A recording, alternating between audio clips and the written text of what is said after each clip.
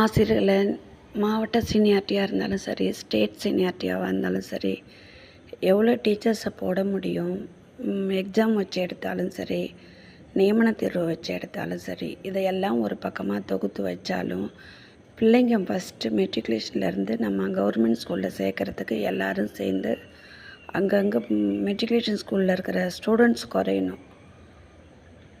Government ஸ்கூலில் அதிகமாக சேர்க்குற மாதிரி எல்லாருமே அதுக்கு ஒத்துழைப்பு கொடுக்கணும். அப்போ அதுக்குண்டான இட வசதி எல்லாமே இருக்குது. ஸ்கூலில் சென்ட்ரல் கவர்மெண்ட்லேருந்து அமௌண்ட்டும் வருது.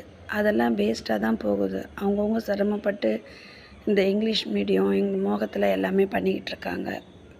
அதுவும் இல்லாமல் இங்கே போகிறாங்க, நம்ம தெருவில் போகிறாங்க, அடுத்த தெருவில் போகிறாங்க, நம்ம பிள்ளை மட்டும் இங்கே போய் படிக்கணுமா அப்படின்ற ஒரு ஈகோலாம் வந்துடுது. அதனால் தயவுசெய்து பெற்றோர்களை எல்லாருமே அரசு பள்ளியில் சேருங்க. இருக்கிற தலைமுறையில் ஆசிரியர்களை வாழ வைங்க.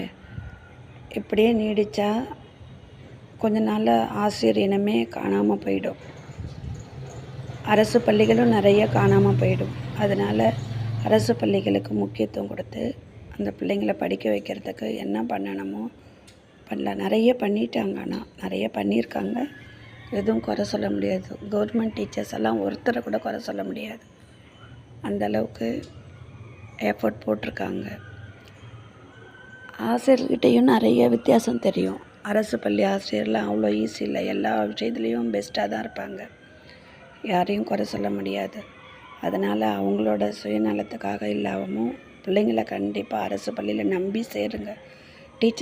கவர்மெண்ட் டீச்சர்ஸை நம்பி அரசு பள்ளியில் போடுங்க. அப்போ எல்லாருக்கும் வேலையும் கிடைக்கும்.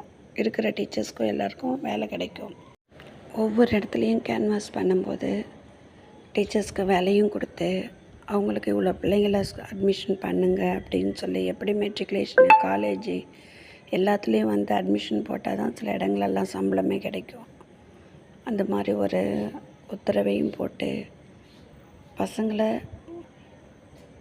ஆம்பளை பிள்ளைங்களாக இருந்தாலும் சரி, பொம்பளை பிள்ளைங்களாக இருந்தாலும் அவங்கவுங்க அந்தந்த ஊரில் இருந்து ஒரு பிள்ளைங்கள ஒரு கிளாஸ்க்கு இங்கிலீஷ் மீடியம், தமிழ் மீடியம் இருக்குது. அதுலேயும் அனைவரும் ஸ்கூலில் சேர்க்கணுன்னு கேட்டுக்கிறேன். பேரண்ட்ஸை முக்கியமாக கேட்டுக்கிறேன். பேரண்ட்ஸை எல்லாருமே கவர்மெண்ட் ஸ்கூலில் போடுங்க. ஆசிரியர்களுக்கு என்ன செய்யணுமோ ஒரு சின்ன தொகை கொடுத்து கூட அட்மிஷன் போட வைங்க. பிள்ளைங்கள ஃபீஸ் கட்ட சொல்லணும் கவர்மெண்ட் ஸ்கூலில் கொஞ்சமாவது. அப்படி கட்டினா எல்லாருக்கும் வேலையும் கிடைக்கும். அது ஸ்கூலை நிர்வாகம் பண்ண அமைச்சிக்கிறதுக்கும் ஒரு இது, அந்தந்த பகுதியில் உள்ள ஒரு டிஸ்ட்ரிக்ட்லேயும் அந்த பிள்ளைங்களை கொண்டு வந்து அந்த கவர்மெண்ட் ஸ்கூலில் சேர்க்கும்போது ஒரு சிறு தொகை வாங்கினோம்னா அவங்களுக்கும் அந்த பயம் இருக்கும். ஆசிரியர்களாக வந்து சேர்க்கணும், போடணும் அப்படின்ற எண்ணங்கள் வரும். அரசாங்கம் எல்லா உதவியும் செய்யுது. புக்ஸு, நோட்ஸு, பேக்கு, செப்பல், பிள்ளைங்களுக்கு வேண்டிய இட வசதிகள்லேருந்து அவங்க படிக்கிறதுக்கு தேவைகள் யூனிஃபார்ம்லேருந்து கொடுக்குறாங்க.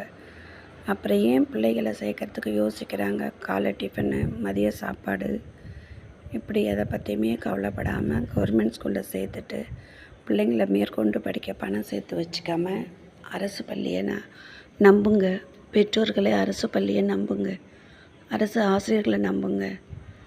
உங்களுக்கு உதவித்தொகை கூட பிள்ளைங்களை சேர்த்தா அரசாங்கம் தருது. இவ்வளோ இருந்து ஏன் அரசு பள்ளியில் போட மாட்டேன்றீங்க, நம்ப மாட்டேன்றீங்கன்னு தெரியல. தயவுசெய்து பேரண்ட்ஸு கவர்மெண்ட்